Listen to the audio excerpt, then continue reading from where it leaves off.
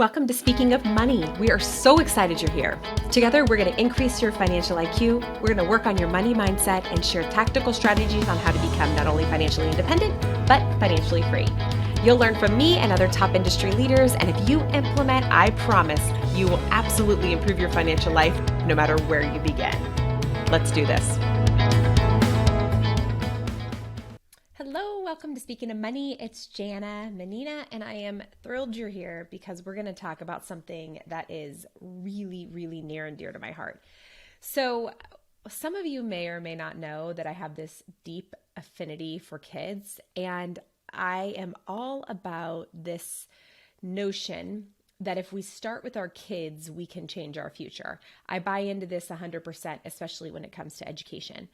And I also like to say that if we don't start with kids at some point, even though it may feel like it's a moot point because our results won't be for so long, we're never going to get where we want to go. And if my mission is to build a financially free and financially independent future for my children, for myself, for all children, for all generations, then we have to start with the kids. So today I'm talking about kids and money, and I want to be super clear that every family, I understand it, this is a sensitive topic, every family comes from a different place.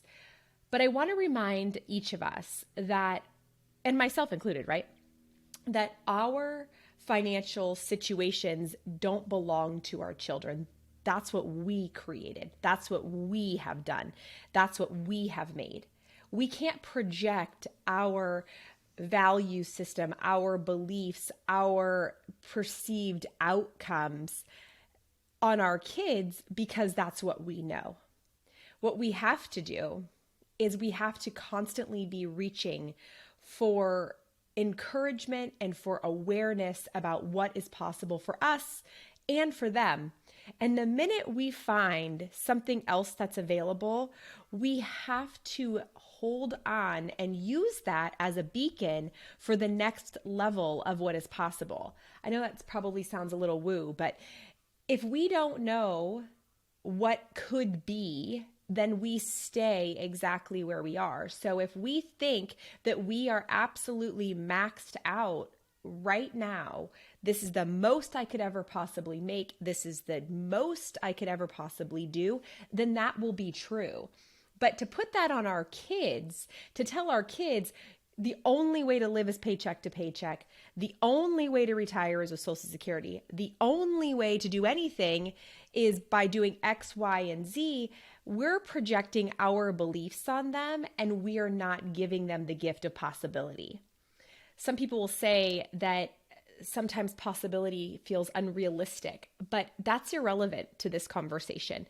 What's relevant is understanding that there is something else available. We have other resources available. And even though we ourselves don't feel like it's for us, it doesn't mean it's not for them. So I'm going to go through today 5 or so steps on really getting in these conversations around money with your kids. And hopefully, even if you do 1 or 2, it will track them and you in the right direction towards that feeling of financial freedom, that feeling of financial independence. I can't think of anything more frustrating off the top of my head, especially when I'm thinking about this topic, than someone saying, it is impossible for me to do anything more than this. I want options and I want to learn what they are. I want to understand what is available to me and I want to encourage others to do the same. So when we start with awareness, then we have an opportunity to just take in factual data of what is possible. It is possible to make $1 million a year. It is possible to make $5 million a year. In fact, it's possible to make $20 million a year. And if you were to ask so many people that are in that space, Oprah Winfrey, any professional athlete, actors, people who are huge investors or business people, Ray Dalio, Mark Zuckerberg, keep going, right? With all of these people, if you would have asked them as kids, do you think you're going to be a billionaire, a multi-billionaire? Do you think they would have thought that was possible? They had to have that in their awareness that it could be, that they could do it. Doesn't mean they will, but when it's an option, you walk different, you perform differently. When we have the option of doing anything, we get to show up in a way that allows us to do it or not. It becomes a choice. So when you think about this idea of awareness and you think, what am I going to show my kids? Sure, let's show them what the most financially successful people do. And let's show them what they could do next to take a step towards the life that they want to live, whatever that is. For me, and I don't know about you, but for me, my number one measure of success is time with my family.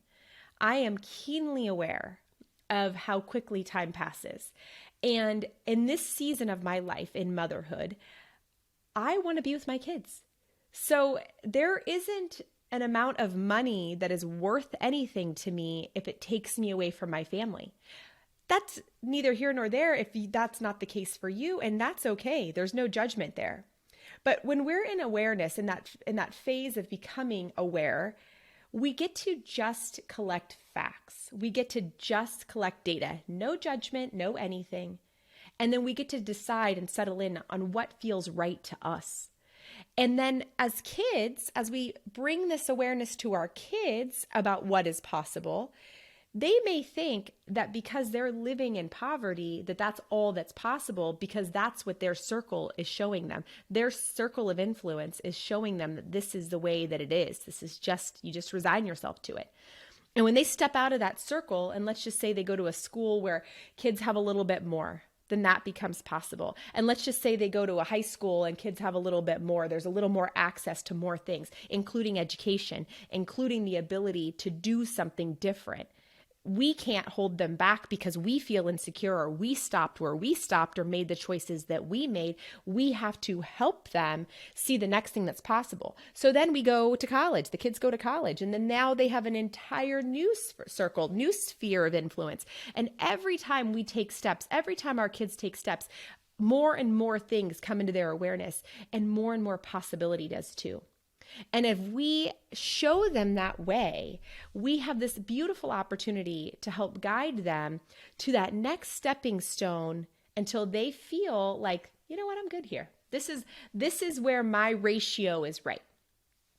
The second thing about talking to our kids about money that's really important is to talk about our values and beliefs, but start with theirs. How do they feel?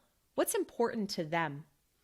You and I might have very different ideas of value. And I think it's really kind of a fun exercise to ask a child, right? Like, here's a question. I just asked my kids the other day. You've got $10. What are you buying? And they're, the answer is, I'm going to buy a movie ticket. I'm going to buy something on Amazon. I'm going to buy candy. I'm going to buy whatever. So I just looked up, I'm like, I'm going to buy laundry soap. And they're like, what are you talking about? Why would you do that with your $10? Because that's a value to me at this age of my life.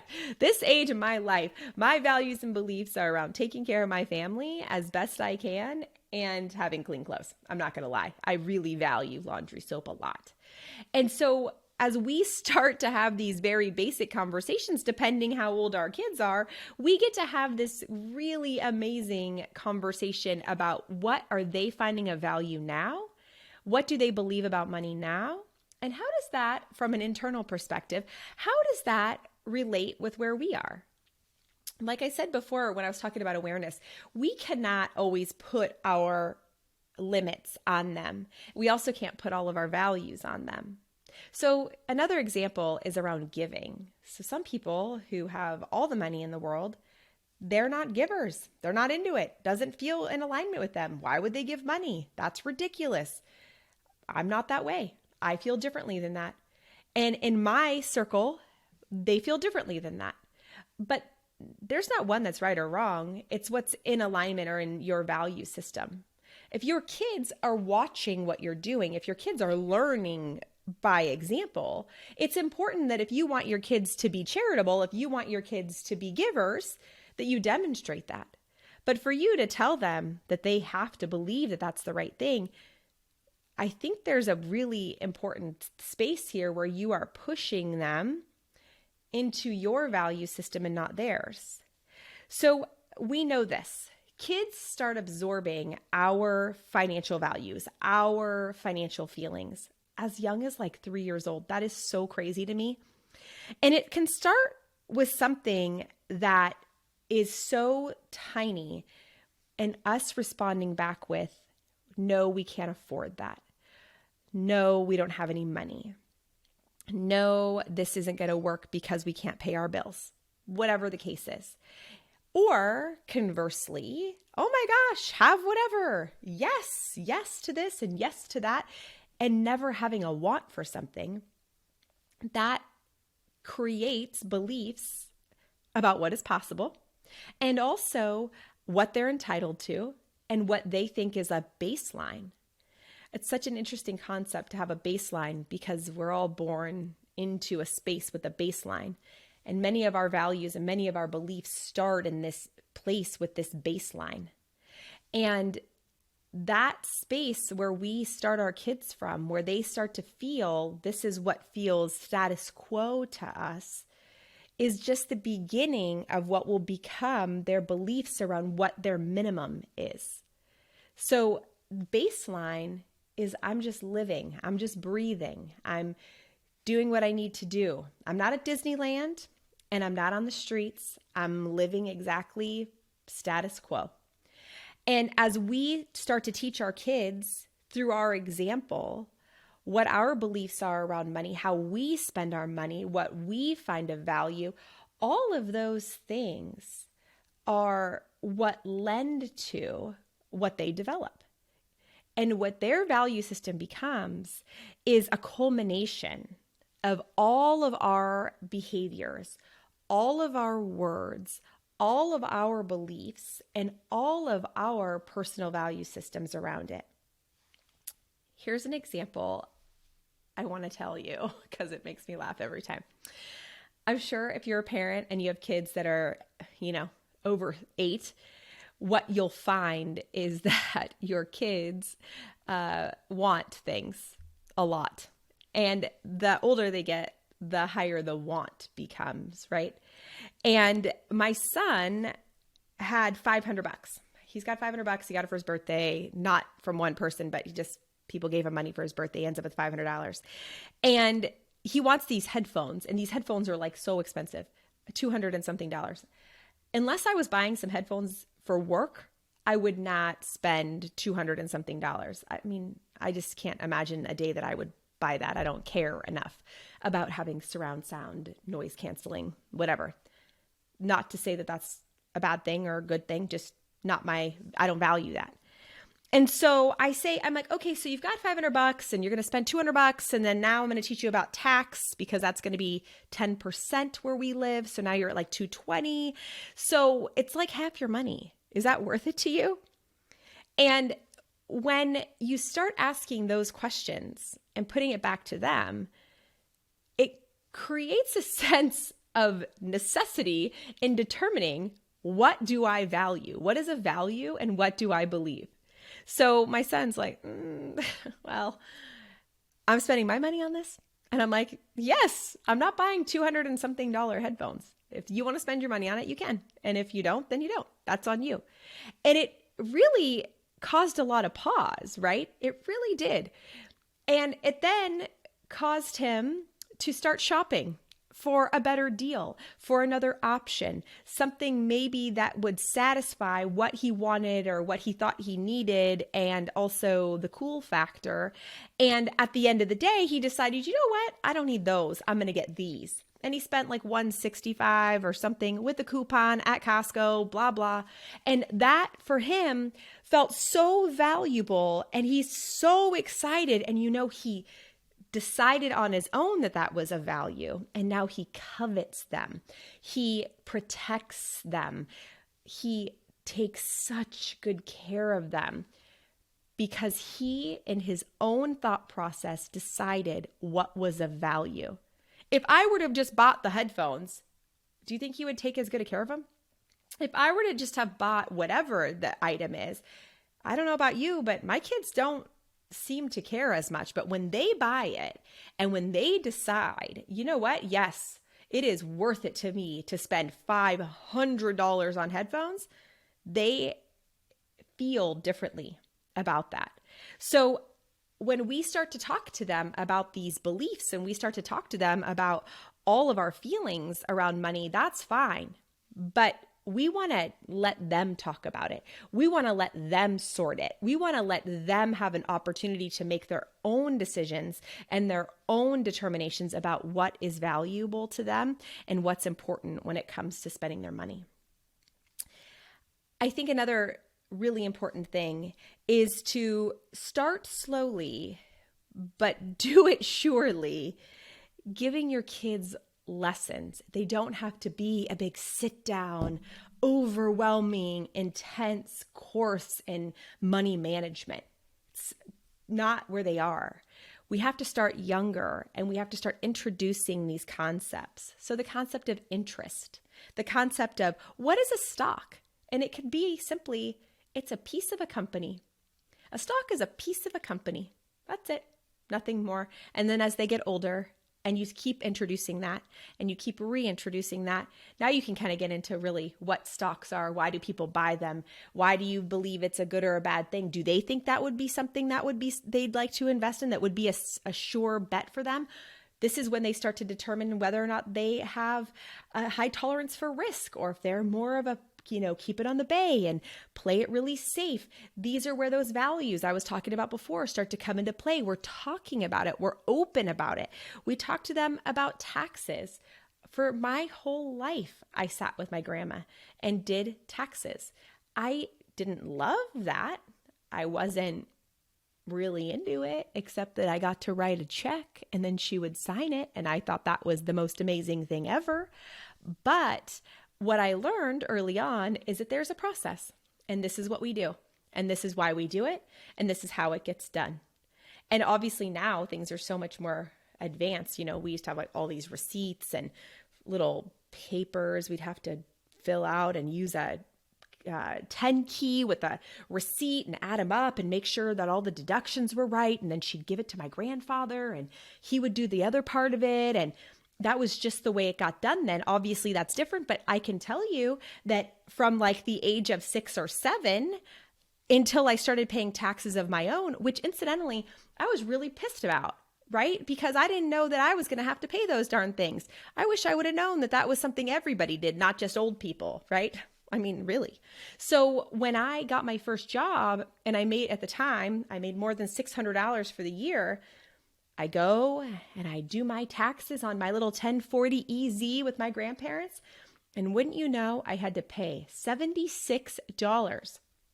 That was like, seriously, like 10% of what I made. And I was so bummed because the whole year they'd been taking out taxes, not a lot. I mean, I was making $4.25 an hour, but nevertheless, I still had to pay. And I was so frustrated.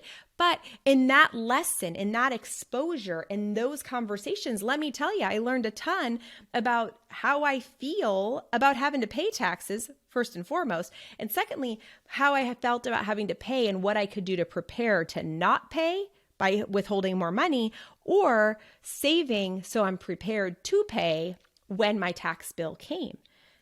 They didn't really mean to teach me that. That was just because we talked about it openly. I was exposed early on. I also got to help with banking. As I mentioned, I used to really like to write checks. That just felt so grown up to me. And I would write all the checks out and my grandmother would sign them. And my, little kid writing, and then it got, as I got older, it got better, etc. But I learned to balance a checkbook. I learned to check an account. Obviously now we could do it online. It's so much easier. We don't even have to write checks anymore for the most part. All of those skills though taught me how to budget, how to keep money in my checking account, how to be aware of what I was spending and keep track of it however I see fit as technology progresses. If we never talk to our kids about that, then everything is kind of fake because we Venmo and we Apple Pay and we use credit cards and debit cards, and they never really see it, or they're never really in awareness of it. So something I've done with my own kids is we check the account. And when the statement comes at the end of the month, we get theirs paper so they have something really to look at. I probably will stop at some point, but we could check online at any time, and they get to tally up what they spent on what. Oh my gosh, I spent $51 on food this month. And that's their little going out to eat with their friends, etc. They're aware of what they're spending, and it helps them, as I said before, develop their own values and beliefs around what's important to them. So if they're spending all this money on going out to eat, but they really are like, you know what? Now my savings isn't where I want it to be. Or darn it, I was saving for this other thing and now I cut into that. They're in awareness. Doesn't mean it has to be a very strict, hard and fast, intense lesson. It's just part of bringing it into them. We also talk about credit cards. And I remember learning when I was young about credit cards because at the time, using a credit card was something you did out of necessity. It wasn't something you just did. You didn't go to dinner and use a credit card, for gosh sakes. You used a credit card because you didn't have any money, right? So historically, we know that stores created these credit cards so that they could create kind of a customer loyalty. It started out with having a charge account with the store, and then that kind of progressed into more advanced things, and then later credit cards. And now they have credit cards. Like I can have whatever store credit card, and it's a Visa, so I can use it anywhere. Is that still creating store loyalty? I don't know. But here's what I do know. Is that our relationship with debt has changed. Our relationship with using credit that we don't need has changed. And the way we pay and our ability to pay and how we feel about that has changed. And when you are talking to your kids about credit cards, it's so important to let them know what they are and that money isn't really invisible. It's not at all. You know it's not. You know what it feels like to get a big old credit card bill at the end of the month because you went on vacation or you had to buy a washer and a dryer or whatever your baseline is. You know the feeling, and it feels not awesome, especially if you don't have the money to pay it. So as we are really bringing this stuff into the kids' awareness and we talk about credit cards and we talk about interest, that's a really beautiful lesson to help them shape their own values, because we're not telling them, do not ever get a credit card. We're saying, hey, check it out. And I could show them my bill, right? I do. If I buy this and I decide I'm not going to pay all of it this month, and I'm going to stretch that out over 3 months or 6 months, let me tell you how much more I end up paying. So the thing you thought you were paying $1,000 for, and you don't pay it off for a certain amount of time, is actually costing you much more. My kids are like, what are you talking? Who does that? Well, it turns out a lot of people do it, right? Out of necessity at this point, sometimes, and other times because they don't want to spend their money, whatever the deal is. They're aware of how it works. And if they step into their adult life in awareness about what interest looks like and what credit card debt looks like and how to manage their budget, and that they're going to have to pay taxes if they make a certain amount of money, et cetera, they are showing up so much more prepared than so many of us ever did. A really important conversation to have and to not hide, to be super open with our kids. The next thing I think is really important is to teach our kids to know value by making themselves valuable. So we teach our kids about value by making themselves valuable. We have an entire group of people that believe that they are of value to employers to make a ton of money because they were born. I know that probably sounds right to some of you. And to some of you, that probably sounds preposterous. Either way, that's reality. And so when we look at this and we see this and we have this in our awareness, that the fact is, if we don't teach our kids how to become valuable, they will have a false sense of their value. So think about this. as a business owner and I hire a brand new, fresh out of school, whether it's high school or college or graduate school, and they have no experience doing this, but they have a degree in business and finance. Amazing.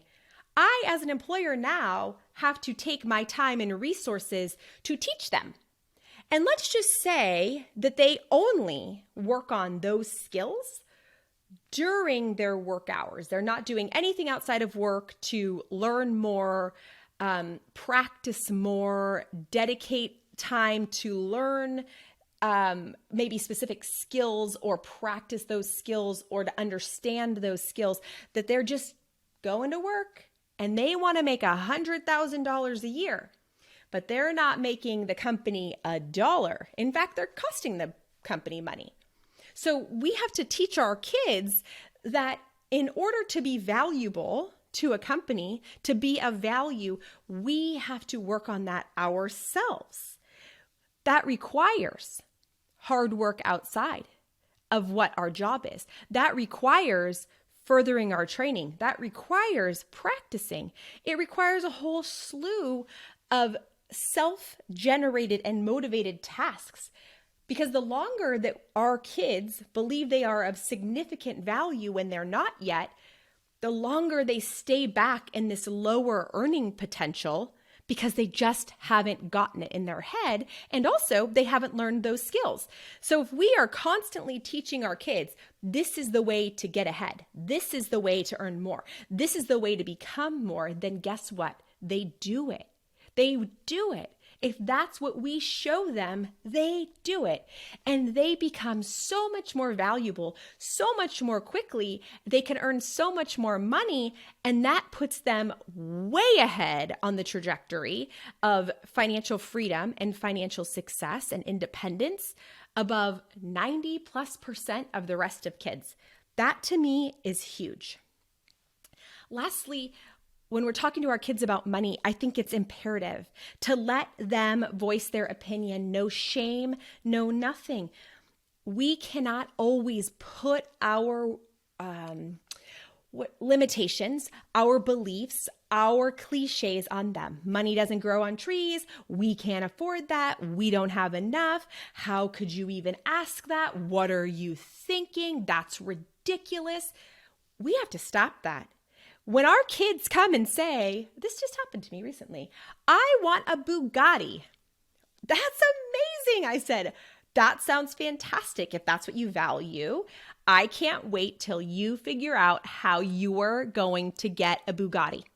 I don't care that they want a Bugatti. I don't care if they said they wanted a house in the Hamptons at 20,000 square feet. I don't care. I care that they have a dream, and I care that they feel safe and confident enough to express that. And I care that I can give them motivation to do it because they believe it's possible, because I let them believe it's possible. I don't hamper their desire. I let them believe it's possible, and I let them dream, and I let them know that it is their responsibility. It is not mine to make sure they have a Bugatti or $500 headphones or anything else. They get to be responsible for that. We have to allow kids to dream big. We have to allow for big asks, and we get to do this every day because their asks are relative to their age, right? So $30 is a ton of money to a kid who's 5, but $30 to a kid who's 14 is nothing. We get to let those dreams and those asks and those desires get as big as they need to get, but we give them the tools to help them get there. That's our job, not to get it for them. Our circumstances, like I said before, do not define theirs. They get to define theirs. And if we decided that the most amount of money that we could make or that we could do based on our decisions is what it is, that's fine.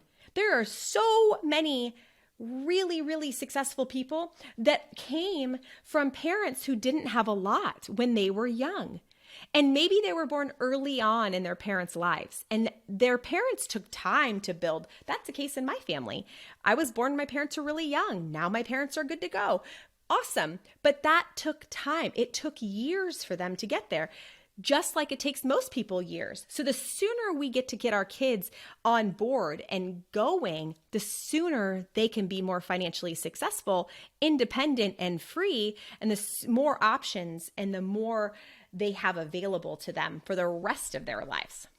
So hopefully this was helpful to you. Please, if you have any questions, always drop us a message. We're super happy to answer them. And thanks for joining us today. Have a great day. Take care. Bye-bye.